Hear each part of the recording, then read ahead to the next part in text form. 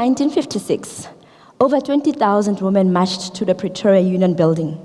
They marched because they did not want to carry a pass, which they called a passport, as women. 61 years later, we're still fighting against gender equality. Yes, things are getting better.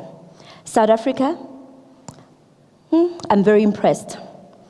According to Standard & Poor list, over 500 companies were listed, and 5% in Africa, the CEO positions are held by women. Can you imagine 5%? That's not enough. In South Africa, the stats looks way better, and I'm impressed.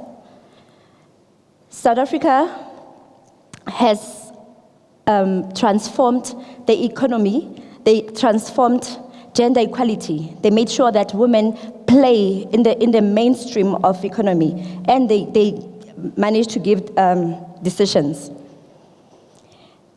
Where I'm coming with this? I'm currently involved in two male-dominated industry. The first one is the automobile industry. I sell tires. Yes, any kind of tire, from big, small, as long as it has a rubber, I sell it. Secondly, automobile industry is a very difficult industry for any woman to break in. You have women that are panel beaters, but their businesses never get anywhere. You have, apparently, I was one of the first women in the Free State to literally own a tire shop. To think how big Free State is, that's not impressive. Secondly, I'm also involved in a construction industry, which is also a male-dominated industry. A lot of women are moving in the construction industry. But yes, there is barriers that stops us from literally being the best or achieving better, which is the CIDB grading, which is a grading that is there to make sure that you qualify according to the value of the project.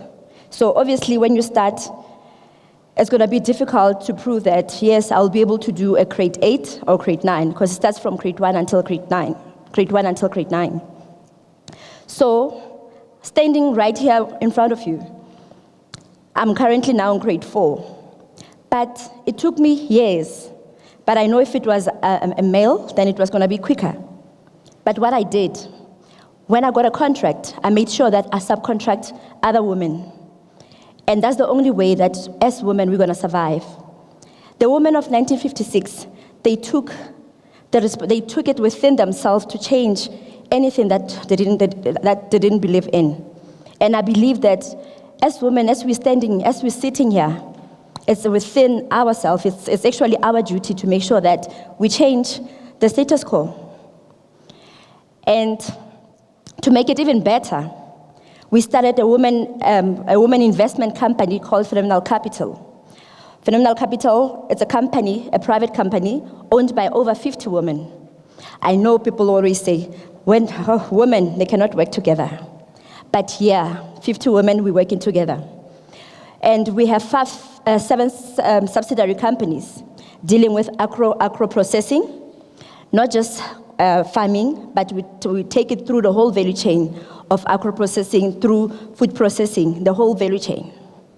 Secondly, we deal with aquaculture.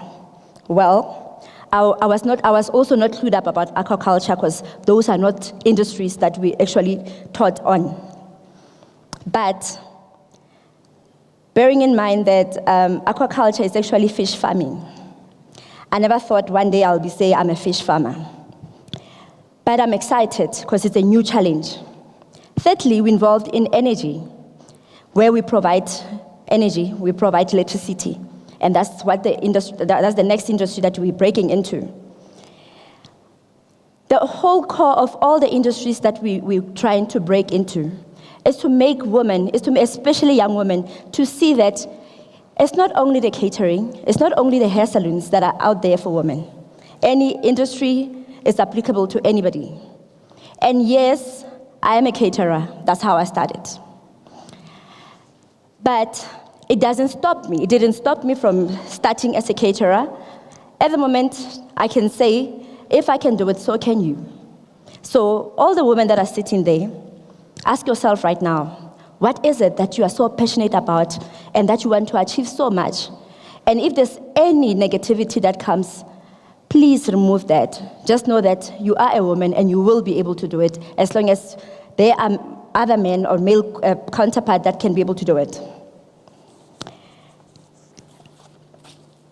We need women to be like women of 1956, to fight not only for themselves, but to fight for the future of the young generation.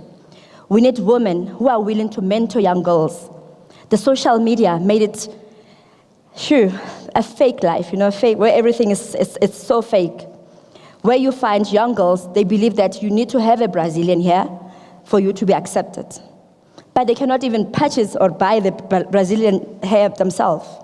But we need to teach them. We need to have women who are willing to mentor them so that they can be able to buy it with their own money. But if older women are not willing to mentor and they think younger generation is sexually in competition, now we're failing the women of 1956. So it's up to us right now to take a stand, whether you are older, whether you are younger, to say they started the march in 1956 to make sure that we get a better generation. And it's upon ourselves to make sure that we take the liberation further. On that note, I'm going to play you a video. But one thing that I believe in is that I cannot change the world alone. It takes each and every single one of us. And to the men as well, are you ready for the women that are going to be transformed? Are you ready? Because, immediately when you get transformed, then you always, the problem is that they will say men, they don't want a woman to be any more than them. But it's reality. And South Africa is working towards that. So I'm going to leave you with a video. I thank you. I choose to see the positive side in every situation. It's not always easy, but it made me grow. I'm the first woman in the Free State to own a tire fitment company. I love breaking the boundaries.